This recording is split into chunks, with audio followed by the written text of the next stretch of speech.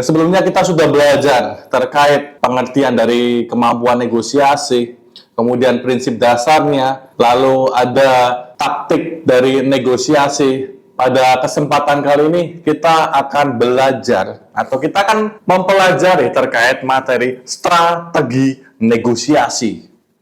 Yang dimana sebelum kita melakukan sebuah negosiasi, ada baiknya teman-teman membuat sebuah strategi atau action apa yang kira-kira Anda mau lakukan atau kira-kira Anda mau pakai.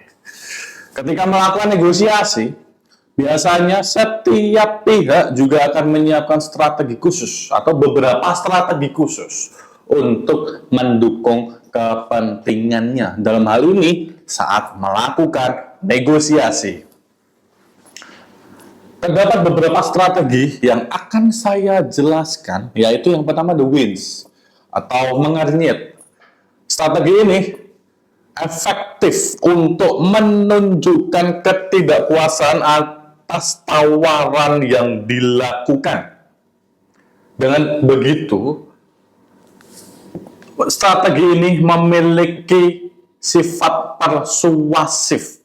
Hal tersebut dikarenakan apabila kesepakatan di awal itu belum terbentuk atau ketidakpuasan tawaran di awal akan membuka ruang untuk bernegosiasi lebih lanjut. Selanjutnya akan ada ruang negosiasi sehingga tujuan awal dari dilakukannya negosiasi ini akan terbentuk atau akan muncul.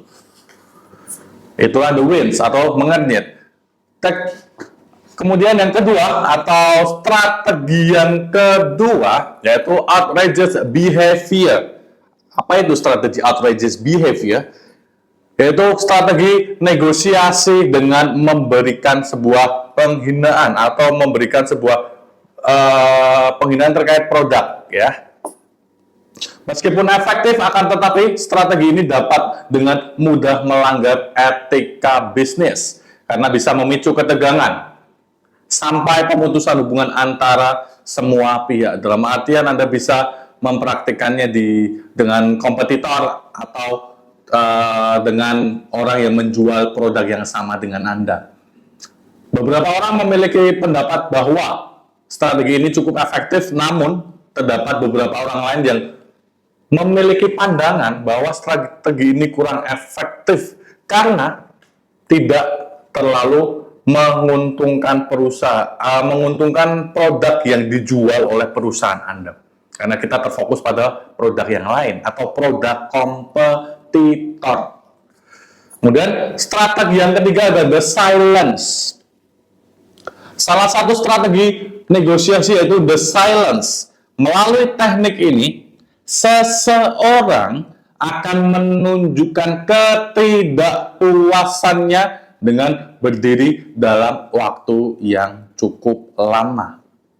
Dia hanya diam tapi tidak menyampaikan kalau dia tidak setuju. Dia hanya diam. Berawal dari kata the silence. Kemudian dengan kata lain, teknik ini secara tidak langsung akan memberikan tekanan melalui situasi hening yang kurang nyaman. Apabila ada dua orang saling berkomunikasi, Anda sebagai seorang marketing berkomunikasi dengan calon klien Anda. Setelah Anda mengobrol, kemudian sesaat setelah itu terjadilah hening, situasi yang hening. Tentu saja akan menunjukkan rasa ketidaknyamanan antara Anda dan calon klien Anda. Oleh karena itu, merupakan strategi supaya si calon klien Anda ini sepakat terkait negosiasi. Yang Anda tawarkan, produk apa yang Anda tawarkan dengan negosiasi harga, garansi, fitur, produk, dan lain sebagainya. Ataupun jasa. Dengan negosiasi apa yang Anda berikan terkait jasa yang dibeli oleh customer ini. Kira-kira customer atau calon klien ini menggunakan jasa Anda mendapatkan keuntungan apa saja. Itu perlu teman-teman pikirkan. Kemudian Strategi setelah the silence yang keempat adalah the trade-off. Apa itu? The trade-off adalah strategi negosiasi dengan melibatkan pertukaran yang saling menguntungkan. Jadi dengan strategi ini, semua pihak bisa saling memberikan sesuatu yang dianggap bernilai dibandingkan membuat keputusan baru.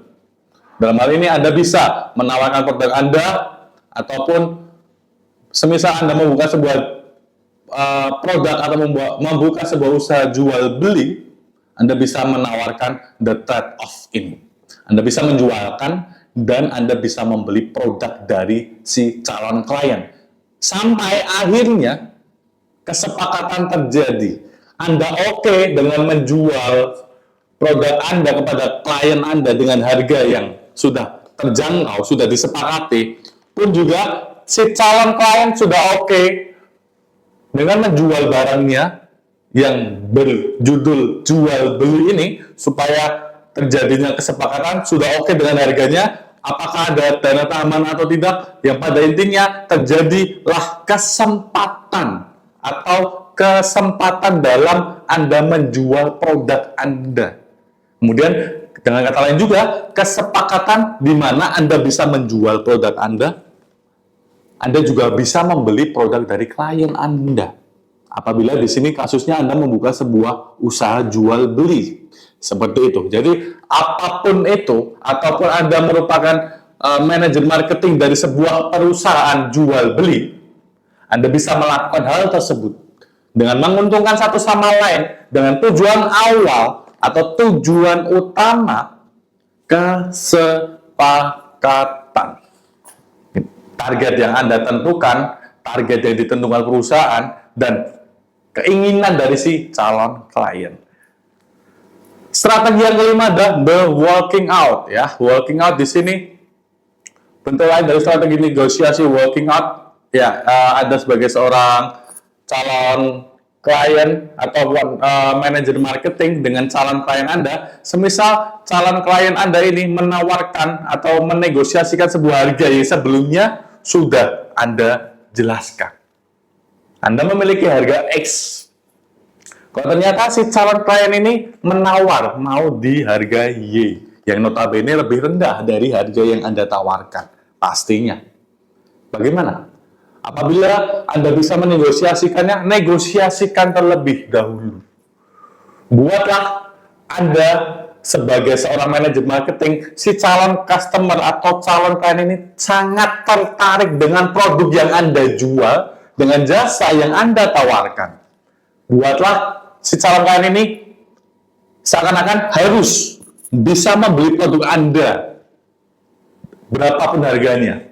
Dengan kata lain, Anda bisa menonjolkan tingkat positif dari produk Anda. Dan dengan kemampuan negosiasi Anda yang handal, Anda juga bisa menunjukkan dampak positif atau hal-hal positif dari produk Anda. Silakan Anda bisa bandingkan dengan produk-produk yang lainnya. Anda bisa tawarkan barang ini, kemudian Anda bisa bandingkan dengan produk kompetitor, bahwa produk Anda itu lebih baik dari segi produknya, dari segi fasilitasnya, dari segi fiturnya, dari segi harganya. Itu akan lebih efektif. Sehingga apabila Anda tidak deal dengan harga atau tidak setuju dengan harga dari klien, Anda bisa working out terlebih dahulu sebagai seorang manajer marketing. Sehingga dengan tujuan mengharapkan ya, si calon klien akan datang kembali atau mengajak Anda kembali negosiasi untuk membeli barang yang sebelumnya Anda sudah tawarkan dan harganya belum sepakat. Dengan pertemuan yang kedua ini akan kemungkinan besar kesepakatan akan tercapai dengan harga yang kedua belah pihak, antara Anda sebagai seorang manajer marketing dengan calon klien yang sudah disepakati. Harga X ataupun harga Y tergantung pada kesepakatan.